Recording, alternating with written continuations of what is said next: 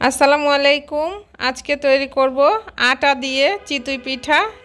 1 cup আটা দিয়ে অসংখ্য ছিদ্রযুক্ত অনেকগুলো চিতই পিঠা তৈরি করা যাবে। চিতই পিঠা সাধারণত চালের গুঁড়া দিয়ে তৈরি করা হয়, আজকে আমি আটা দিয়ে তৈরি করব।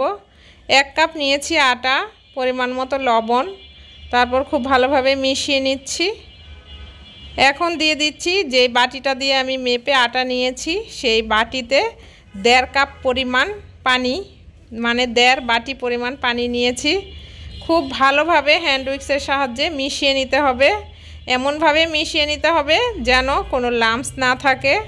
তো খুব ভালোভাবে মিশিয়ে নেওয়া হয়ে গেলে এখন দিচ্ছি 1/2 চা চামচ পরিমাণ বেকিং পাউডার। বেকিং পাউডার দিয়ে আবারও খুব ভালোভাবে মিশিয়ে নিচ্ছি। তো দেখুন এই ব্যাটারের ঘনত্বটা এই রকম হবে। এবার পেছনে একটা দাগ কেটে নিলে দেখুন এক পাশে হয়ে যাচ্ছে না ব্যাটারটা, তার মানে পারফেক্ট হয়েছে। এবার একটা প্যানের মধ্যে সামান্য একটু তেল ব্রাশ করে নিব। এটা প্রথমবার ব্রাশ করে নিলেই হবে।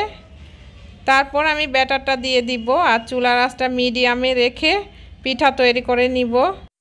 এই পিঠা হতে 1 থেকে 1.5 মিনিট সময় লাগে, এর বেশি কিন্তু সময় লাগবে না। তো দেখুন অসংখ্য ছিদ্রযুক্ত চিতই পিঠা তৈরি হয়ে গেল। এভাবে আমি এক এক করে সবগুলো পিঠা তৈরি করে নিব। আর এই পিঠার ব্যাক সাইড দেখুন কত সুন্দর হয়েছে।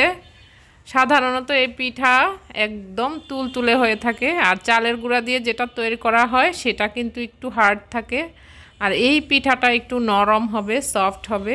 এটা গরুর মাংস, হাঁসের মাংস দিয়ে খেতে খুব ভালো লাগে। চাইলে আপনি ভর্তা দিয়েও খেতে পারবেন। তো একটা ভেঙে দেখাচ্ছি, দেখুন কতটা সফট হয়েছে।